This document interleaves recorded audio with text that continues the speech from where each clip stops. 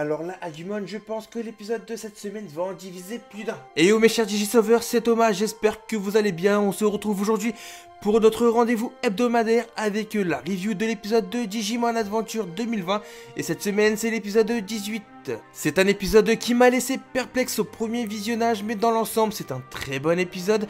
Et il est dans la continuité du précédent. Digimon Adventure épisode 18, 10 minutes pour sauver Tokyo. Alors que le compte à rebours a commencé et nos héros qui sont épuisés de leur combat contre Orochimon, un phénomène qui vient de se produire dans la réplique de Tokyo se produit également dans la vraie Tokyo. Ce phénomène n'est autre que Orochimon qui draine l'énergie de la vraie Tokyo en ouvrant un digiportail, ce qui va lui permettre de se Kyukakushinka en Nidogmon, un Digimon au-delà du stade ultime car il a atteint le stade méga. Quand les enfants ont appris qu'il y avait encore un stade au-dessus du stade ultime, ils ont été choqués. Alors quand Algomon ne sait Kyukakushinka, je n'ai rien dit vu que ça reprenait le film Bokura no Wargame avec Diaboromon. Mais là ça commence vraiment à faire trop, encore un Digimon méga, tout ça pour nous faire revenir Omegamon, qui pour rappel est toujours grâce à Takeru et Ikari de par leur symbole qui une fois réunis forment le symbole du miracle. Et je vous l'avais dit la semaine dernière que Omegamon allait refaire son apparition, mais j'espérais vraiment me tromper à ce moment là, mais au final j'ai tapé dans le 1000. Car oui, vu que Nidogmon est en train d'accumuler l'énergie qu'il draine de Tokyo vu qu'il est lié au monde réel, dès que le décompte arrive à 0, toute l'énergie qu'il aura accumulée sera libérée d'un coup, ce qui pourrait à terme détruire la vraie Tokyo. Taichi, Agumon, Yamato et Gabumon n'abandonnent pas et partent à l'assaut contre Nidogmon pour l'arrêter à tout prix. Et déjà à ce moment là de l'épisode, j'ai vraiment eu peur que Omegamon pop, car une scène m'y a clairement fait penser, scène que vous voyez actuellement. D'ailleurs dans cette scène il y a un passage où on sent que Taichi et Yamato espèrent que ce qui s'était produit la dernière fois contre Algomon se reproduise, c'est-à-dire l'arrivée miraculeuse de Omegamon. Ce qui fut bien sûr le cas car on a eu encore cette scène vis repetita avec les plumes. On a eu également une petite animation pour la jogresse Shinka et Omegamon fait son grand retour. Un retour que je trouve décevant. Alors oui, ça fait plaisir de le voir pour le fanservice. Mais si à chaque fois qu'ils sont en mauvaise posture, la solution est de le ramener, ça casse toute la symbolique qu'il représente. N'oubliez pas qu'on en est qu'à Devimon et Devimon est un Digimon au stade adulte. Déjà que les enfants ont leur Digimon au stade ultime, je ne vois pas comment ils ne peuvent pas le one-shot. S'ensuit donc le combat Omegamon contre Nidogmon et là l'animation durant ce combat était pas folle, je l'ai trouvé assez molle, pas du tout impactante.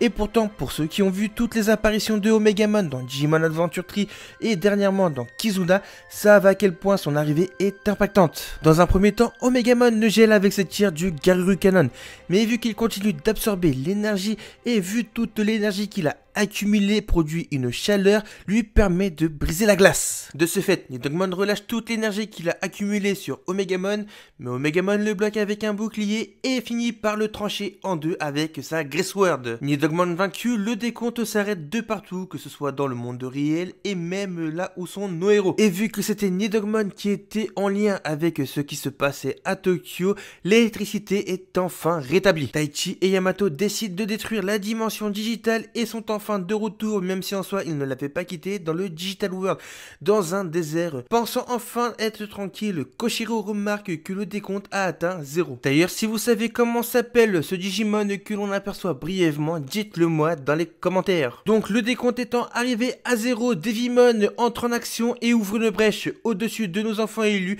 et se font emporter par une tornade de sable. Seuls Taichi et Yamato, grâce à Omegamon, ne se sont pas fait emporter avec les autres. Une scène qui d'ailleurs est un joli clin d'œil à l'épisode 8 de Digimon Adventure 99.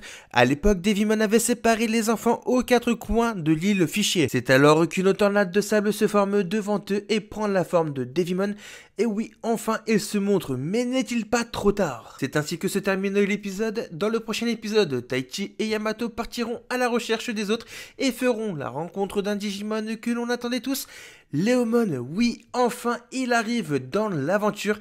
Hâte de voir l'épisode de la semaine prochaine. Pour conclure, comme j'ai pu le dire, je n'adhère pas sur le fait de revoir Omegamon aussitôt, sachant qu'on n'a même pas encore Wargreymon ou même Metal Garurumon. Si à chaque fois qu'ils sont en mauvaise posture, ils nous le font venir, je dis non. Après, je pense que c'est la dernière fois qu'on le voit avant un certain moment, car si vous avez fait attention, Takeru a enfin rejoint le Digital World. Du coup, vu que Ikari, elle est restée à Tokyo, ils ne peuvent plus activer le symbole du miracle avec leur symbole. Également dans cet épisode, Takeru et Ikari n'ont servi qu'à faire revenir Omegamon, et ça je trouve que c'est un point négatif. J'aurais aimé les voir plus et les voir faire au moins quelque chose de plus important que de faire venir Omegamon. Après cela reste quand même un bon épisode. J'ai d'ailleurs apprécié le fait que Takeru enfin arrive dans le Digital World. Ça veut dire qu'on va bientôt avoir un épisode centré sur lui et Patamon. Également, le passage où Ikari assiste au combat d'Omegamon contre Nidogmon. On remarque que les enfants qui sont à côté d'elle assistent au combat également, ce qui fait que tous les enfants voient les Digimon sauf les adultes. Et un dernier point que j'ai apprécié dans cet épisode, c'est quand Ikari est aux côtés de sa mère et dit à sa mère comme quoi son frère Taichi va bien. L'animation quant à elle est très correcte mais pas folle, on a eu quand même beaucoup mieux depuis que Digimon Adventure 2020 est sorti. Après, un point que je pourrais reprocher au reboot, même si je sais que c'est une nouvelle façon de raconter l'histoire, c'est la façon d'introduire autant de Digimon surpuissants quand on sait que le premier boss qui est Devimon est au stade adulte, soit au même niveau que Greymon et compagnie. Voilà, la review de l'épisode 18 de Digimon Adventure 2020 est terminée. Si elle vous a plu, vous avez l'habitude, un max de pouces bleus pour m'aider dans le référencement. Dites-moi dans les commentaires si vous avez apprécié ou non l'épisode. N'oubliez pas de venir me follow sur Twitter pour ne manquer aucune actu sur Digimon. Et surtout, de vous abonner si ce n'est pas déjà fait. Et ne vous inquiétez pas, je ne vous oublie pas pour le concours. Sur ce, c'était Thomas. Je vous dis à très vite pour une nouvelle vidéo. Et d'ici là, matane!